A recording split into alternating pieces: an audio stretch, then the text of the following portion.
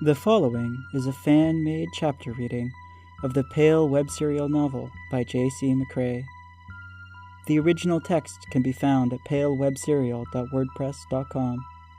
If you'd like to donate to the author, please go to patreon.com/wildbow. Thank you for listening.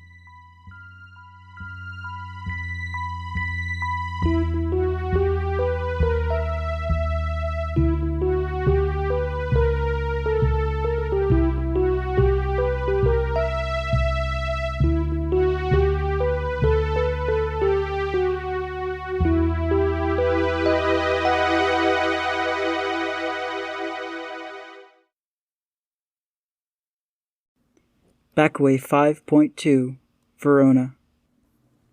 To Verona's sight, the trees to her right were a blur of spiderweb and film, a continuous mass, while the town to her left was shrouded, every building enveloped in white-gray wrapping, the dim lights glowing against the film, while the contents, surface, and bones of the building appeared to be missing. They took a path that gave her a sweeping view of what was going on, and she saw a city enveloped, like dense spiderweb had been layered over it all, keeping the shape even as the city and everything else were taken away from beneath. It was hollow, and within that hollow she could see aggregate red masses, throbbing and moving, a heart that beat growing more agitated over time. She gripped the rack at the top of this truck, standing on the bed, and let Matthew carry her toward trouble. Away from trouble, too, she figured. Lucy and Avery were dealing with their own parts of this bigger situation, and she was leaving them behind. They were stronger together. The best points of her life these days were when they were a trio. The worst parts were when she was alone, which is usually when she was with her dad. Funny, when she'd always thought of herself as a loner. Her hat flapped, but didn't leave her head, and the rush of wind helped a lot to cool her down. Getting cool and then hot again always made her sweat like heck, and the ruins had been cold. The summer evening was warm. Verona had tried to bring up what Nicolette had mentioned back in the library, when they were figuring out who should go after who. There was something about binding, and how they were supposed to hit the targets of a binding with the opposite of that thing. She really hoped that Lucy and Avery had picked up on that, when she'd stressed that they shouldn't go after targets too similar to one another. She would have said it, but Matthew and Edith had been in earshot. She would have phoned them, but her phone wasn't in service, because things were disjointed in time, different parts of the city moving at different speeds. It wouldn't be good to mention binding in front of Matthew and Edith, not when the local others had been so sketchy about their willingness to teach that stuff. "Where are we going?" she called out. "What?" Matthew called out through his driver's side window. "Why this way?" "Following my instinct. I feel pressure." "All right." If they found the skeptic, she'd have to dissuade her. Somehow. Verona was guessing this Griggs woman would be stubborn. And if Matthew's instincts were wrong and he drove her out into the middle of nowhere, then maybe she could loop back and help the others. She wouldn't mind that. Then they could deal with the skeptic together. And she felt it was necessary to account for this stuff, because Lucy worried, and she really wanted to not let Lucy down. She had to consider the worst-case scenario, and be a bit paranoid. Which meant considering that Matthew and Edith might drive her off into a secluded space and come after her, or let something else come after her. She reminded herself where her spell cards were, along with her glamour stuff like pre-prepared feathers and cat hair. She could run if she needed to, she was pretty sure. She could fight if she needed to.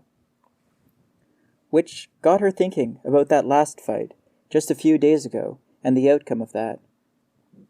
The cold tears thing at the end of school party. "Whatever happened with Melissa?"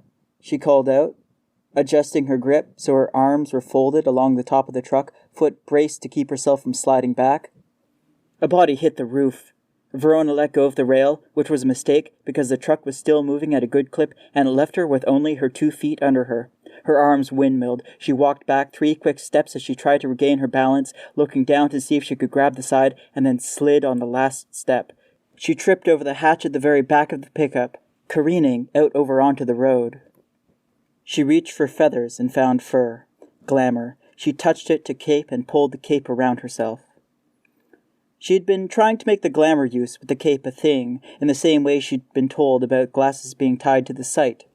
She hesitated at the last second, the ground coming at her fast, and threw down a paper, hoping it was the right one. The blast of wind was a lot, and as it pulled at the folds of her cape, she worried it was too much. Rather than dampen the velocity of her fall, it thrust her skyward, and in the gloom, her sight not really helping all that much, she had little sense of anything around her. She flipped, head over heels, and the flipping might have been higher velocity because of the way she'd balled up, cloak pulled around herself. She screeched, tumbled through the air, and then contorted her body.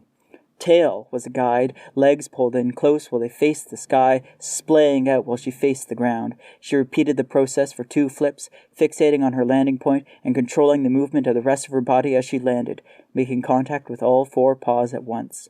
Her body absorbed the landing, and the glamour fell away with the impact. "Oh, Lassie, I did not mean to frighten ya." Verona picked herself up. The truck had skidded to a stop, and Alpina was perched on the roof. "Been a bit, Elpie," Verona said. "Look, aye, the business with the politics and the ill blood. I cannot abide by it. I hope you're well." "My heart's racing, but I'm all right. What if you made it up to me by being my familiar?" "You move fast, lassie. Bold approach, that." "I'm kidding with you. Partially." "I'm not saying that to you. I wouldn't mind a break for all this," Alpina said, ducking into the ditch by the car to avoid the headlights of oncoming traffic. "Speaking of..." Matthew waited for the other car on the road to pass, then climbed out. Verona remained where she was, a little ways behind the truck. Matthew looked uncomfortable in his own skin, rubbing at his neck, then his wrist. In the wake of the rubbing, bindings appeared, magic circles and lines drawn out on skin, in what could have been flesh-tone ink on flesh, glowing black as they were agitated. On the other side of the car, Edith climbed out, her eyes glowing. "There's trouble, Matt, Edie." "What trouble?" Matthew asked. "I was doing my rounds, and some uninviteds came in." "Uninvited whats?" "Edie's lot, spirits, something else. It's where you said we're coming. Trekking in a whole mess behind her."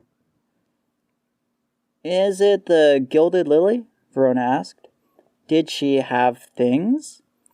"Aye, but I cannot tell you if there's anything to it. Every tit and their mum's got things." "Are they far?" Matthew asked. Alpina shook her head. "We need to curb this." "Aye, I'll show you the way. Glad to contribute." She indicated a path that led down the road. Verona jogged up to the truck and climbed back in. Alpina climbed in the back, crouching so low that she wouldn't really be visible from adjacent cars. Her eyes entirely black, her hair long and tangled, her arms and legs bent like she was poised to leap. "Alpina," Matthew said. She shrank down a bit more. "No surprises while I'm driving. Please." She nodded. "I'm not so good at these things. Used to be we walked to church and we walked back." "Trucks, you mean?" "Aye, yes." Good rule of thumb. If you saw someone swinging a wood axe around, would you spook them mid-swing? Alpina shook her head. "This is bigger and faster than an axe swing." That thing about the familiar, Avery and I have been teasing each other for a bit. Would be cool if you had a preference, but you've been gone a lot. Trying to stay on top of this. Bleeding always. All of 'em are troubled out there. Yeah, and staying away from the Carmine Beast succession thing? I've no part in that, best I'm aware, and I dinna want to. Let what happens happen, and I'll keep doing what I need be doing. I hope it works out. I'm hoping it at least doesn't do any harm. Verona nodded. She had a strong suspicion Lucy would have feelings about that stance. Maybe Avery too. We're meant to go left here, Alpina said. Verona knocked on the window. "What?" Matthew called back. Left turn! He turned. Are you scared of him? Verona asked. Scared of the Moira, a wee bit closer to the surface. Yeah, Verona said. Be canny careful, lassie, Alpina said, quiet. Verona nodded. The truck drove for a bit, with 2 more turns, and they didn't really have a lot to say. Verona kind of appreciated the silence, and the chance to keep an eye on things without distractions. The truck rolled to a stop. Verona and Alpina climbed down, and Matthew and Edith got out. A girl with trouble following behind her sounds like the Gilded Lily, so watch out for weird things, Verona said. I might have to draw up a diagram to contain the thing. I gave my other one to Avery. Let's see what's going on first, Matthew said. They walked down the base of the mountain. They were still a bit above Kennet, giving them a nice view. Louise's house behind them, the city before them, shrouded in cocoon.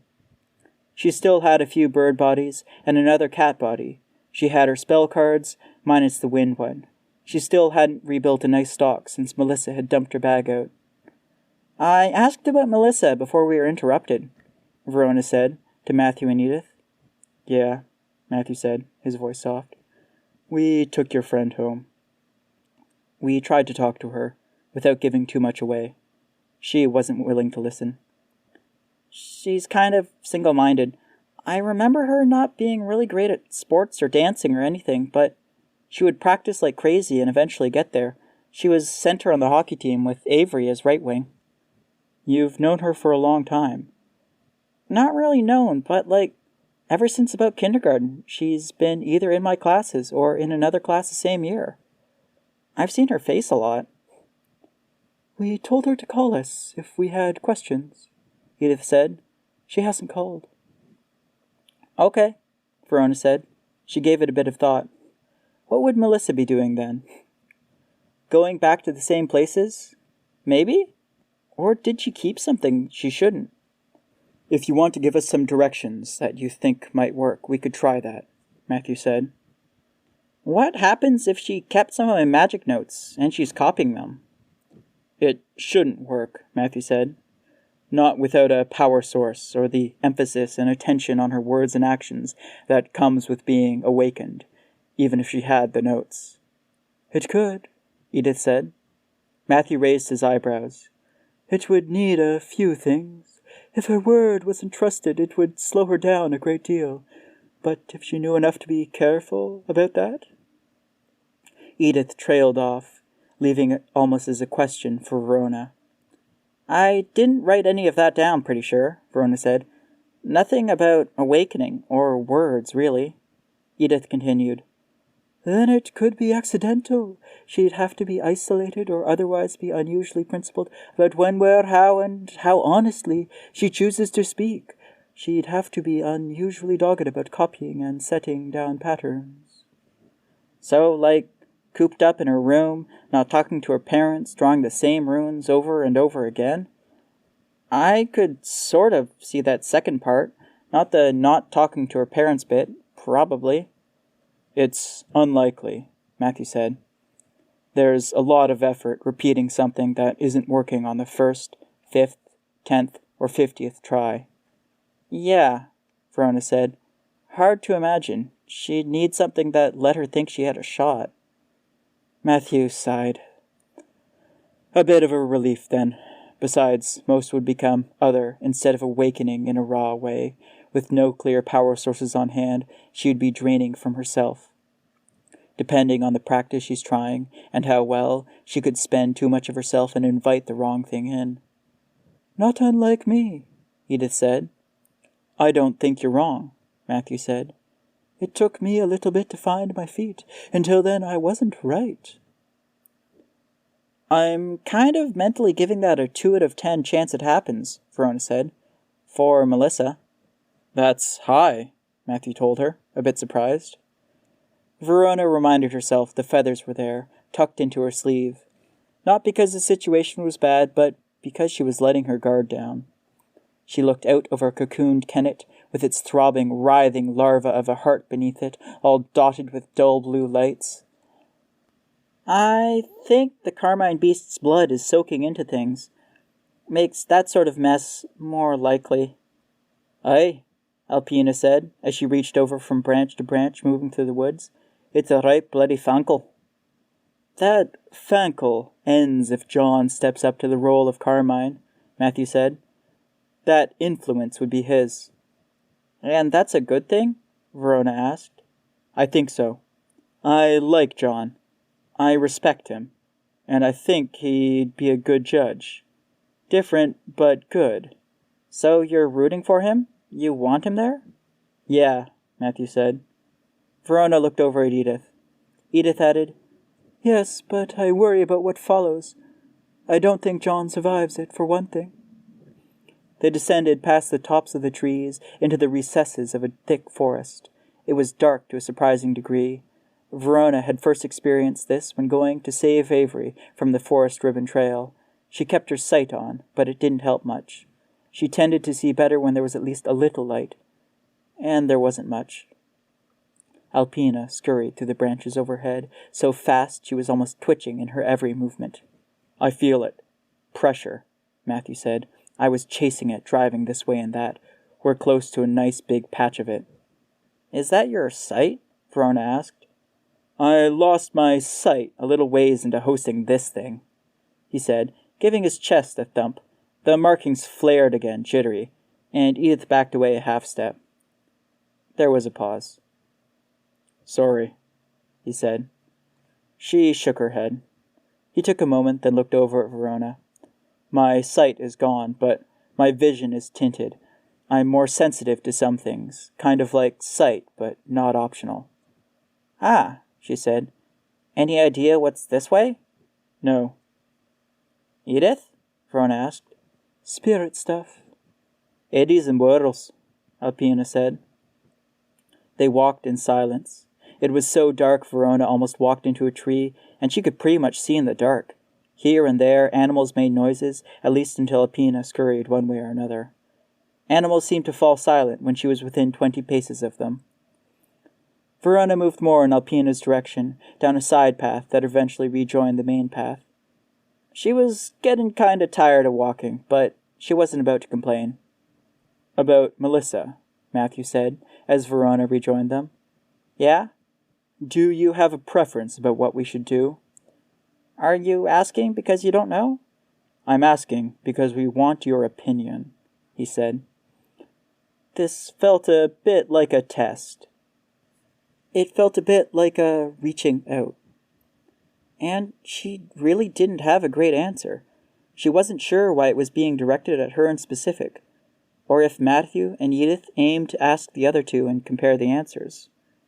Or if they asked because Melissa stumbling onto all of this was Verona's fault. She'd brought her stuff to the party so she could fend off problems for her friends, not to cause them. Melissa was, in a way, Verona's responsibility.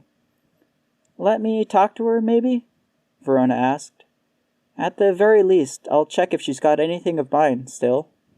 All right, Matthew said. Alpina? Verona asked, her voice sounding eerie in the dark woods. Aye. Alpina's voice sounded 10 times as eerie in the dark. It was comforting. Like the weirdness was shared it made it theirs. The wildlife scared off.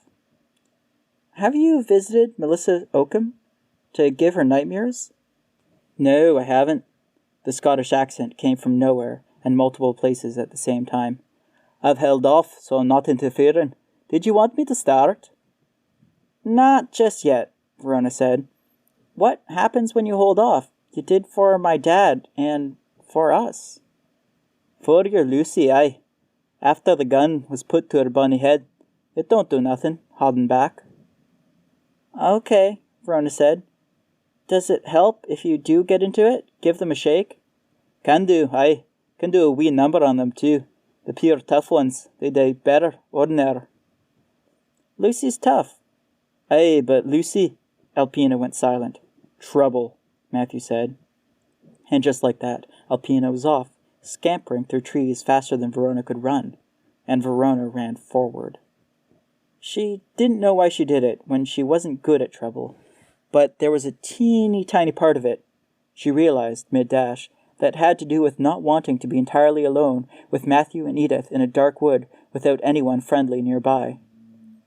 Maybe that was stupid, letting the suspicions about the Carmine Beast murder color everything. Maybe it was naive, thinking Alpina was a friend. She bounced off a tree trunk in her hurry, doing her best to see in the dark with her sight. She needed more. She hated to do it, but she touched the cat's fur in her back pocket, which she'd laced with glamour. She didn't touch her cape, and instead she brought her hand up to her eyes, 2 fingertips touching each eye. "Let me see bright," she whispered. "Improve my sight." She had no idea if rhyming worked, but it couldn't hurt. She dropped her hand, and it was like moonlight was shining down through the foliage, making the tree trunk stand out dark, the uneven forest floor now easy to navigate. She could dodge the thickest bushes and the fallen branches. She caught up with Alpina after a minute. Alpina hung on a branch, hair drooping down in a way that obscured much of her body. Her pale arms stuck out of the black tide that flowed down from that point, piling on the forest floor, some bracing against the ground, others with nails digging into the arms of an old man. Verona slowed. The old man bucked and thrashed. For a moment it looked like he was going to be strong enough to rise up, sitting up and maybe pushing his way out, fighting the hands. She stopped, watching. "Lend me a wee hand, lassie." Alpina's voice was more ethereal than before. "A bit of spirit, or anything you can hain." "I need to know more before I do, sorry," Verona said. "You didn't go out on the patrols with John these last 2 weeks, eh?" "Not really." "He's a conspicuous figure around these parts." "I have no idea what that is. Conspicuous?" "She means we know him," Matthew said, behind Verona. "Couple of times every year. He'll try to find a way in. Miss would leave it to John most often." "I can help?" Verona asked. "Please do," Matthew said. "He's dangerous? Bad?" "Yes." Verona swung her bag around front, opening the front pouch, and then grabbed a folded paper. She unfolded it as she drew nearer. She was 2 paces away when the old man surged to a sitting position, then stood. Alpina grabbed him with multiple arms, the tide of darkness vomiting out wide and thick, making him bend. But it didn't make him fall. He staggered forward, and Alpina had to fight to crawl across branches and find a grip that let her stay above him. His face emerged from the darkness. It was an old man's face, but it looked like someone had taken the old and baked it in a bit too much. Like those little details that made an old person look old, wrinkles aside, had multiplied. Too many liver spots, too many broken veins, too many old scars, too much yellowing of the teeth, which were a bit too long as he fixed his eyes on her and smiled rictus wide. Alpina fought to bring him under control. He pushed back, arms twisting, struggling to find an angle. "Back, lassie!" "You said... back!" Verona swiftly backed up a few steps. One finger found purchase, dragging against one of Alpina's 10 pale arms until the arm was pulled just a bit down, then seizing it in the firmest sort of grip. One wrench, a sharp movement, and Alpina's forearm snapped. Half of the arms that were reaching out of the morass snapped with it, in a cacophony of dull cracks that shook the area. Small branches rained down around them. The flow of the morass grew weaker. The frail-looking old man stood a little straighter, pushed back a little harder. The smile didn't leave his face. He locked eyes with Verona. "Hello, dear." She swallowed hard, backing up a step. Alpina dropped from the branch, the mass above him collapsing down. He staggered forward a few steps. "Edith," Matthew said. "I can't burn him without hurting her, and I'd hurt her more. And Matthew..." There was something. Edith was pointing off to the side. Verona wasn't in a position to see what she was pointing at. Multiple of Alpina's limbs twisted, broken end of bone audibly grinding against broken end of bone, as the old man used the sole bit of leverage he had while being swamped with oily darkness. Verona hesitated, then lunged forward, running. She hadn't spent the last few weeks doing nothing. A bit of glamour, a photograph, creating an image of herself. She closed in, ducking low while her image went high. He let go of Alpina's arm and grabbed the image, because it was close enough to be an easy movement, and Verona saw a glimpse of him palming something pink and bloody before punching that same palm into her image's mouth. The image disintegrated, and the pink thing was flung into the darkness instead of what it was meant to do. Verona jabbed out with the thing she'd palmed from the folded-up paper, the thorn in the flesh. She stuck it into his leg. But she was below him, and he fixed his eyes on her. He dropped, letting himself be pushed to the ground by Alpina's weight directly atop Verona. Alpina's hand gripped Verona's ankle and hauled her between his legs and into oily darkness, into nightmare.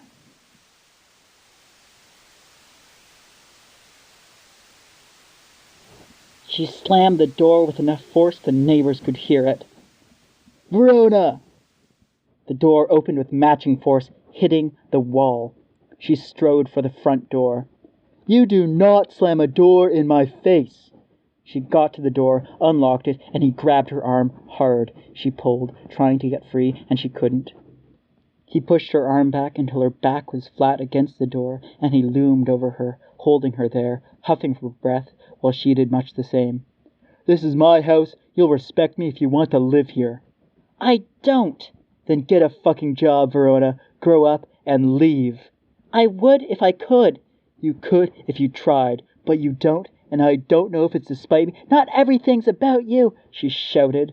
"Not everything's about you. If you're not going to get a job, go to college or take a training course." "I've heard this a million times, and you never listen to me." She fought, trying to get away. She could smell his breath, and he remained twice her size. He had gray in his hair now. He squeezed her arm harder, then let her go. She pulled back, resentful, moved to the side, and tried to open the door. He didn't let her, remaining where he was, keeping her from opening it fully. "Are you going to waste your life?" he asked her. "Is this it?" "I guess so. Fuck you for that, I guess." She tried to open the door with enough force to make him back off. He didn't, and she stormed off, leaving him there, heading to the side door and using that to leave instead. Out into Kennet, a bit duller, a bit darker. To Melissa, 20 or so years old, with multiple piercings in one ear, low-slung jeans, and a top with a hole in it near the collar. They hugged. "My dad sucks." "Yeah, everything sucks, you know. Except you. You're tolerable." Verona snorted. They walked, or Verona walked, and Melissa limped, out into a Kennet in twilight, too littered with things, but somehow non-specific, areas blurring into one another. To downtown. "Ronnie!" Verona turned. Lucy was there, with a bunch of the popular kids. Mia, Emerson, George, and Wallace. Wallace had his arm around Lucy's shoulders. She looked so pretty. She looked so nicely put together, fashion-wise, and so happy and whole. Pity or something in her eyes. "Ronnie, I tried getting in touch." Verona shrugged. "Do you want to hang out?" "Hey, don't," Emerson said, quiet. "Come with us? Catch up?" Verona shook her head. "Or just you and me? We can go grab a bite if you haven't eaten." "Hey," Wallace said, shifting his arm so he had a hand on her shoulder, like he wanted to hold her back. "We only have a bit while you're still in town." Lucy shrugged away from the hand. "What do you say?" "I don't want to inflict myself on you," Verona said. "You're not, really, you're—" Lucy's voice sounded far away. Verona walked away, arm in arm with Melissa, which wasn't dramatic as it could have been, because Melissa wasn't a fast walker. Avery was gone. Avery had left first. Lucy had left for university after. And Verona. Verona went with Melissa to a space behind old buildings, littered with decaying old chicken nuggets. They found a seat in wooden pallets. Melissa had the stuff. A glass pipe, a baggie, a lighter. Verona fidgeted, waiting. Everything. Her dad, Lucy, Avery, feeling ashamed, anxious, hopeless. A bone-deep, profound sense of loss for everything that could have been and everything that should have been. She drew in a breath so deep it hurt, and had to fight to avoid making a sound as the breath left her lips. Her eyes were wet as she watched Melissa finish. "Talked to Jer lately?" Verona shook her head. "He's head over heels for you." "I don't want to inflict myself on him." Only I get the pleasure of your company, huh? You can tolerate me, Verona said, not looking at anything in particular. Images blended into one another. It was always worse than the moments before, worse because relief was a breath away. The emotions came crashing in, heavy and hard in a way that made her feel diminished each time, and then she could put that glass pipe to her lips. She put the glass pipe to her lips. Then she could inhale. She inhaled. And it could all be washed away in throat-burning, lung-burning chemical smoke. This was it. This was it. Only this. She coughed, spluttering. Oh, lassie! Hands reached for her, and she fended them off, lying on her back, swatting them away, shielding her head and upper body from everything, helplessly flailing against that. I wanted to get you as far from him as I could. I pulled you in too deep. I'm sorry, lass. Him. Verona focused her eyes, arms still shielding her head. He was bent over, his one leg not working so well, the rest of him weakened, but not really bowing or breaking.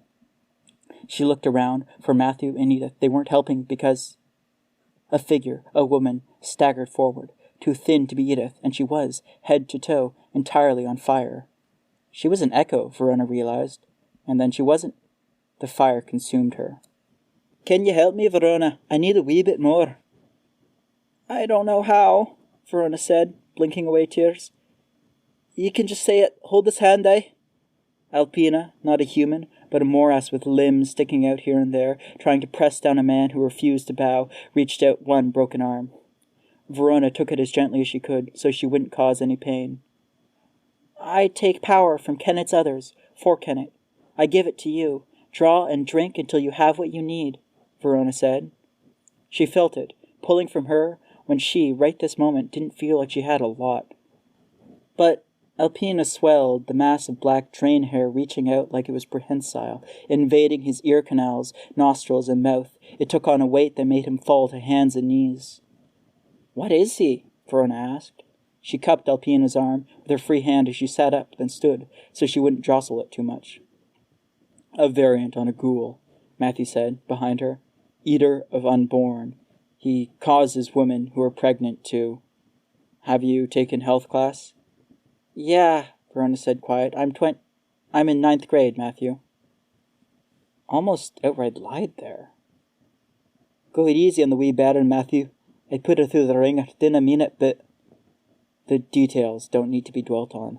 Ghouls can range from weaker than a kitten to impossibly strong, depending on how well they eat. Most tie themselves to death alone. He ties himself to birth and death both. Alpina had him pinned now.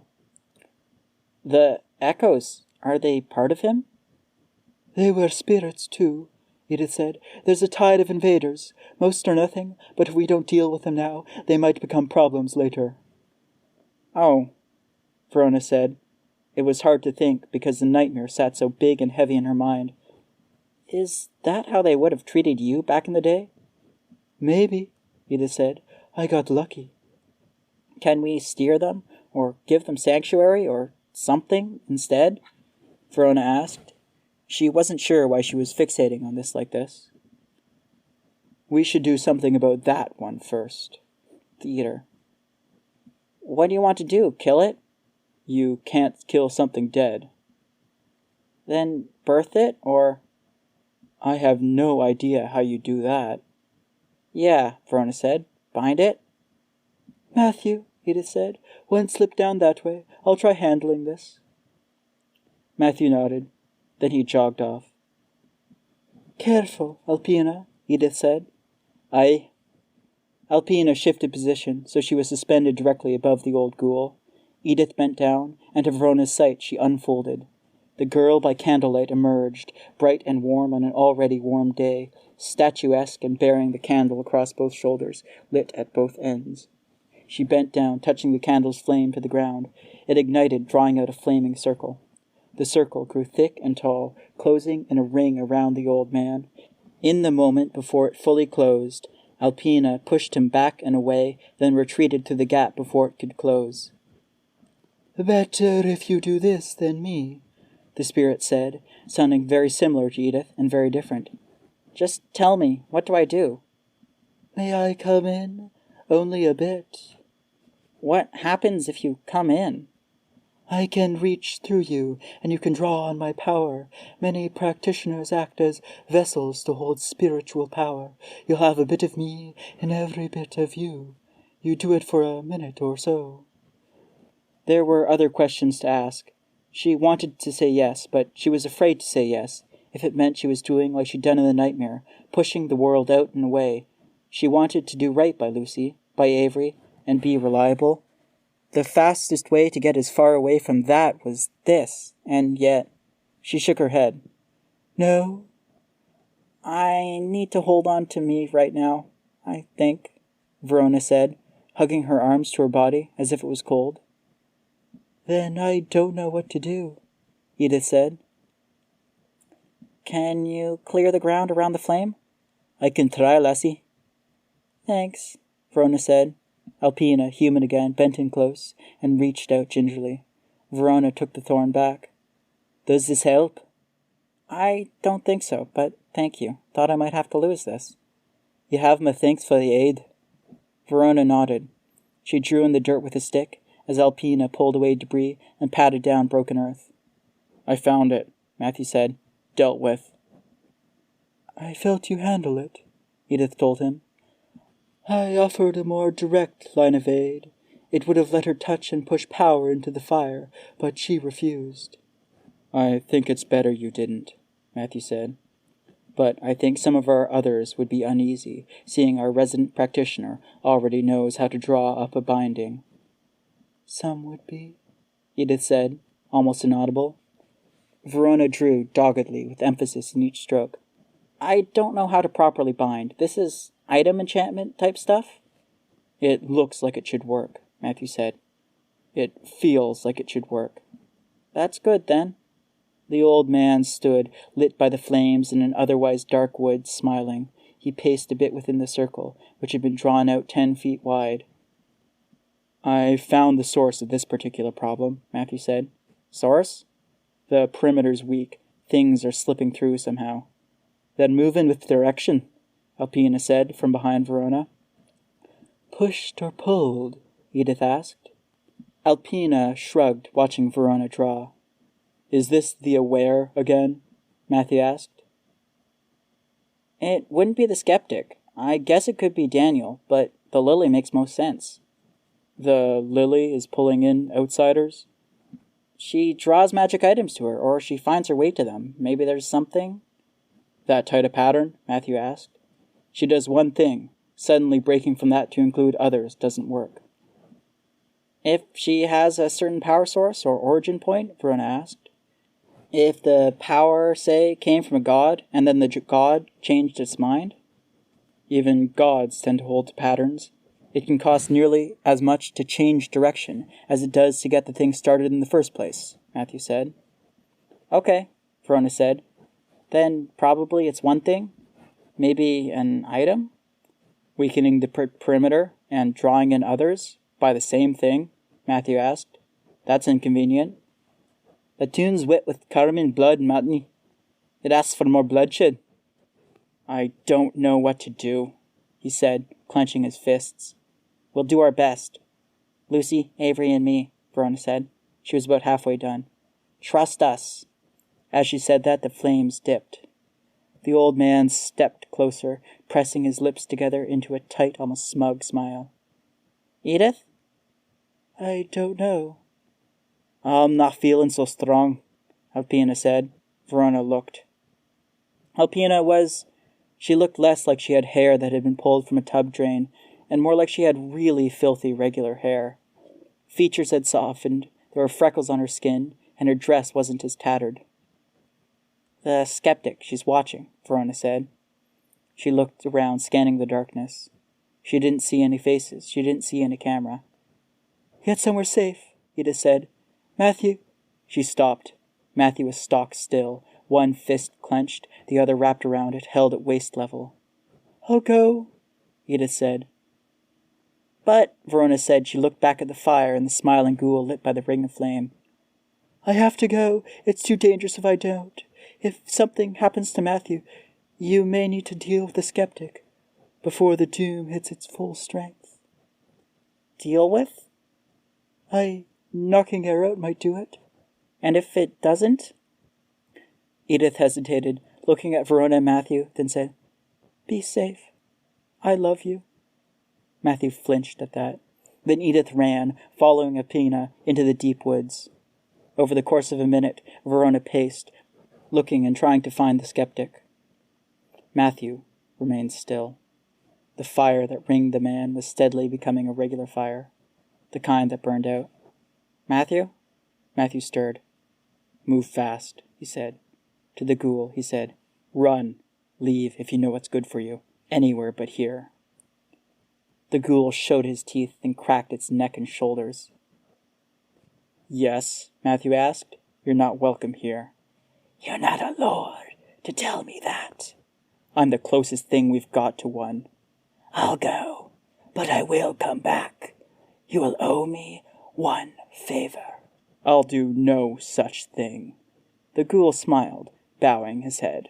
Then he moved, swift, leaping out over the flame, out into the woods, not in the exact same direction as Edith and Alpina, but not especially far from them, either. Matthew stiffened. Come, Matthew said. He started striding the other way. I think the best thing to do would be to get very close to her, or get very far from her. The middle ground is the most dangerous. I can't see her. My sight's not, Neither can I. They walked through dark woods in a focused direction. If we can find her trail, Matthew said. In the dark? Yes, somehow. If we can deal with her, then we might have options. But what? Verona had stopped in her tracks, at a face in the gloom. It was a trick of the light, maybe. Or an echo, as a person without the benefit of sight might see it. She moved on. If the doom gets loose, get far away and try put a circle, any kind of circle, around yourself. What happens if it comes for me? It draws back, poised, and then it strikes in a singular blow. It's strong enough that it can be direct, or it can be circumstance. You can't avoid it, but you can dampen the blow. If I'm alive, and my wardings are intact, it should be drawn back to me eventually. You may have to deal with this skeptic woman to let that happen. Okay, Verona said. Thank you for helping tonight. Glad to, Verona said. Careful. I really am, she said, considering and then deciding. I am. I want to be a part of this. I want to help. I wish I knew how Miss found you three. Was that a compliment? There was a moment she could have asked, but it felt awkward too.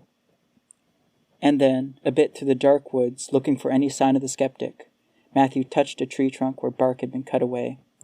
Do you have a light source? Yeah. Verona dug for a flashlight. The fucking perimeter, Matthew breathed. All around them there were flat, round stones with the centers hollowed out, hanging from trees, and there were bundles of sticks in the ground shaped like dolls. Many had been broken or uprooted, bark cut from a tree. Verona pulled the brim of her hat down a bit. She had to consider she might be on video. The perimeter. Damn. This is not easy to replace, Matthew said. This keeps others out? It keeps a lot of others away, and it slows the approach of people with negative intentions. I could learn at the Institute how to make this stuff, Verona said, her voice quiet in contrast to his being loud. This is a mess. The fact that she didn't just break it, but she upended them, it makes things worse. There was an animal carcass on the ground, bloated. The goblin thing. The wards that Charles put down a decade ago, the goblin alarms and wards, Edith's runes, torn up. I can't tell, but it seems to have had a domino effect. Domino? One knocking down another as it fell? How? How bad? I have no earthly or unearthly idea, Matthew said, except that it seems to have collapsed. He extended an arm, indicating it looked like everything to the left of him, then everything to the right. They picked through the ruins, Matthew picking up the occasional thing and putting it upright. Did you see which way she went? He asked. Verona shook her head. She couldn't make heads or tails of this mess, let alone divine which way the skeptic might have gone. The skeptic's here, then something else is drawing the outside others to Kennet, Probably the lily, Verona said. It's coordinated, Matthew noted. They were painted as random. Yeah, Verona said. She digested that while picking through things and taking note of the old protections that had been set up. There was a story about how Kennet came to be what it was. It was one brief chapter in that story, now with a big hole carved in it. She thought back, trying to figure out the interplay of a where that had done this, and thinking about whether one other member of the group could have played a part in things getting this messy. The loop guy? Ted? Or Bristow, she said, quiet so the camera wouldn't overhear her. Bristow? The landlord. He collects them. He puts them into the apartment in configurations where they boost each other or play off one another. It's like the building's a diagram. He might have arranged them into some sort of interlinked set before he set them off. They don't operate like a set, each going off in their own direction. But each inadvertently is playing off of the others. Maybe in the way Bristow wants. All the more reason we need to find her. Any signs? No signs. No trail. Nothing she could figure out, looking at dark gray against dark gray in the gloom of a tree-shrouded forest at night. Her flashlight shone on one thing at a time, her phone casting a bit of additional light. It didn't help that she was spending a fair bit of time looking around, making sure the ghoul wasn't out there. It sucked that it got away. But as she looked back, she saw light. Red and blue flashing. Police. Matthew, she said. He looked and he stood straight as he saw. The way this is supposed to work, he murmured, is that innocents are too unnerved to remark on the odd things they find, especially with some of these types of ward. It doesn't matter when it's her. It doesn't matter that phones aren't working across Kennet. She called the police. They were the cop cars we heard earlier. They're only now getting here. Because time's broken in Kennet, Verona said. She felt preternaturally calm. The nightmare was fading into the background. She wasn't sure if being this calm and collected was her being strong like Alpina had meant, or if it was weakness, but it was all she knew. To keep it together in the face of the unreasonable. Can you hold it together? She asked him. I don't know. It's been years since I had to wrestle the doom like this. Now, twice in one night. Go, Verona said. Trust me. He hesitated. Trust me. Go. But before you do, she had ideas. I need you to say some things. You're not going to face the police head on? I can figure this out. Hurry. We don't have much time. And you need to get clear. Tell me. She walked him through it as the flashing lights drew nearer. Somewhere in those woods, the skeptic's camera tracked them, monitoring them and stripping them of all power and protections. Instructions given, she let Matthew go. Opposites defeat opposites in bindings, Verona thought. Hat pulled low, she ran into the darkness, fleeing before the cops could arrive. Opposites beating opposites seemed like a sword that cut both ways. If pretty beat ugly, then by the other side of the coin, ugly beat pretty. Truth beat lies, and lies beat truth. As far as Verona could reason it, it came down to which could get the advantage on the other first, to have the upper hand, to beat them down or to encircle them. She would try here. She needed this. To face this woman who, at least on paper, represented that ugly, dismal, lonely, and wonderless reality. To beat her. And she'd have to hope. Lucy and Avery were doing the same. This has been a fan-made chapter reading of the web serial Pale by J.C. McCrae, read by me, Corona. The original text can be found at palewebserial.wordpress.com. If you'd like to donate to the author, please go to patreon.com/wildbow.